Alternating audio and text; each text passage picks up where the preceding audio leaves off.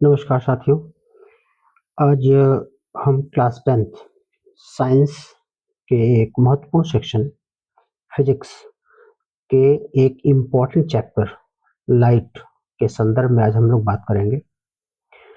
जैसा कि हम लोग लाइट जो नाम से ही स्पष्ट है, जिसको हम हिंदी में प्रकाश कहते हैं, अगर इसकी डिफिनीशंस के बारे में बात की जाए तो हम ये कह सकते हैं कि प्रकाश एक प्रकार की ऊर्जा है। That means light is the form of energy which give a sensation to see the object. That means light की उपस्थिति में ही हम किसी वस्तु को देख पाते हैं। इट मीन्स लाइट ही हमको किसी ऑब्जेक्ट को देखने की सेंसेशन या संवेदना को प्रोवाइड करता है, उपलब्ध करता है। अब लाइट के कुछ महत्वपूर्ण फिनोमिनन होते हैं, जैसे पहला है रिफ्लेक्शन एंड नेक्स्ट है रिफ्रैक्शन। तो हम यहाँ रिफ्लेक्शन और रिफ्रैक्शन टॉपिक के बारे में डिस्कस करेंगे। रिफ्लेक्शन कब होता है, रिफ्रैक्शन कब होता है, उसके क्या नेचर है, नेचर ऑफ सरफेस क्या है, इसके बारे में हम लोग बात करेंगे। और मिला जुला के साथियों, इस चैप्टर से 10 मार्क्स के क्वेश्चन हमारे बोर्ड एग्जामिनेशन में आते हैं। तो फर्स्ट ऑफ ऑल, जब हम रिफ्लेक्शन की बात करते हैं तो रिफ्लेक्शन वास्तव में है क्या, और रिफ्लेक्शन कब होता है, किस कंडीशन में होता है। तो इस कंडीशन को जानने के पहले हमको ये जानना है कि मिरर क्या है और मिरर कितने टाइप्स के होते हैं। तो हम कह सकते हैं कि mirror is a surface which is smooth on one side and polished on other side. Mirror एक ऐसा प्लेन सरफेस है जो किसी एक साइड पे पॉलिश किया होता है। दैट मीन्स जिस साइड लाइट रे इंसिडेंट होगी that is non polished but smooth surface and other side must be polished. अब बात आती है कि इस मिरर कितने प्रकार के हो सकते हैं। तो हमें कहते हैं दो प्रकार के। फर्स्ट ऑफ ऑल, पहला है plane mirror and next one is the spherical mirror.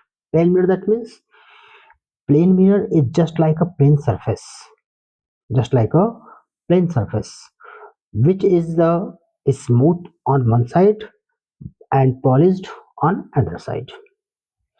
अब जब बात आती है स्फेरिकल मिरर की, तो spherical mirror is the part of sphere. Sphere that means गोला। Spherical mirror is the part of sphere in which one surface is curved and other surface is polished. Curved and smooth, but other surface is the polished.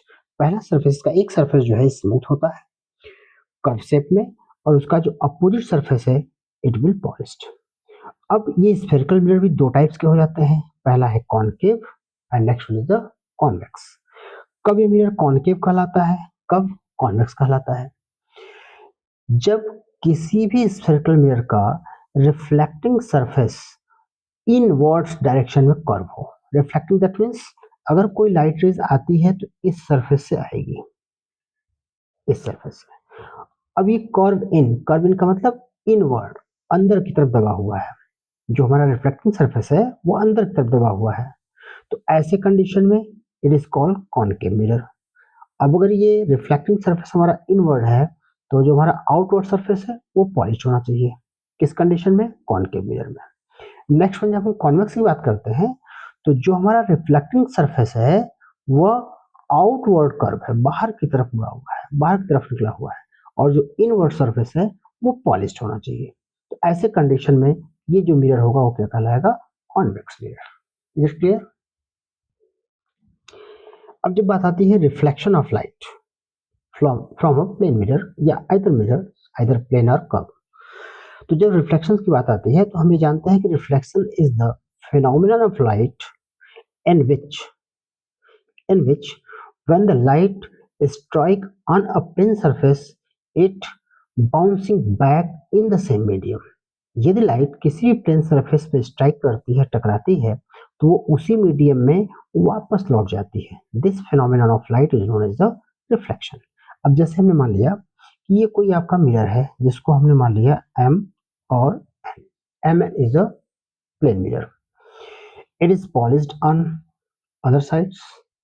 Non polished surface से कोई light rays AO जो mirror के point O पर incident हो रही है, और जब O पर इंसिडेंट हो रही है तो O पर स्ट्राइक करने के बाद, टकराने के बाद it will reflect, that means bouncing back in the same medium. अगर हम इस पार्ट को मान ले मीडियम फर्स्ट और इसको मान ले मीडियम सेकंड।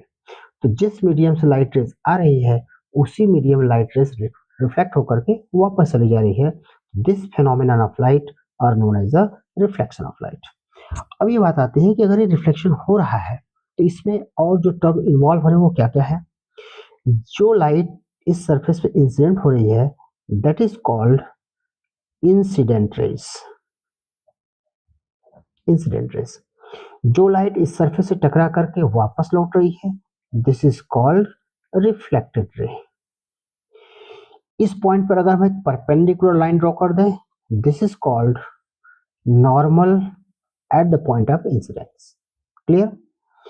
इंसिडेंट रेज और नॉर्मल के बीच जो एंगल बन रहा है वो हमारा कहलाता है angle of incidence. This is indicated by the letter I. And similarly reflected rays and normal के बीच जो एंगल फॉर्म होता है that is called angle of reflection. It is indicated by small letter R. And this surface that means this mirror is called as a reflecting surface. It is called as a reflecting surface. Is clear? अब यदि reflection हो रहा है किसी भी plane mirror से तो इसके अपने कुछ कंडीशंस होते हैं जिसको हम कह सकते हैं लॉ ऑफ रिफ्लेक्शन। क्या है लॉ ऑफ रिफ्लेक्शन के पहले पॉइंट में हम ये कह सकते हैं, हमको डायग्राम से फिगर से ही दिखाई दे रहा है, incident raise, reflected raise and normal at the point of incidence. That means O is the point of incidence. अब incident rays, reflected rays and normal lie on the same point of the same plane.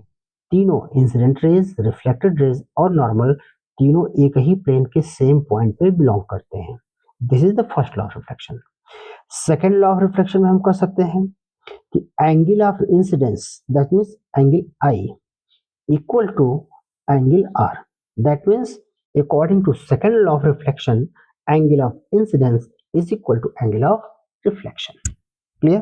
तो ये बहुत छोटे छोटे topic हैं और बहुत ही simple हैं, फिर भी इनका हमको अगले नेक्स्ट टॉपिक में इसको रिलेट करना पड़ेगा, इसको समझना पड़ेगा। जब तक ये बेसिक चीजें हम नहीं जानेंगे तब तक आगे हम किसी भी इमेज फॉर्मेशन मिरर के द्वारा जो इमेज फॉर्मेशन की कंडीशंस हैं, क्राइटेरियाज हैं, उसको हम नहीं समझ पाएंगे। It is clear.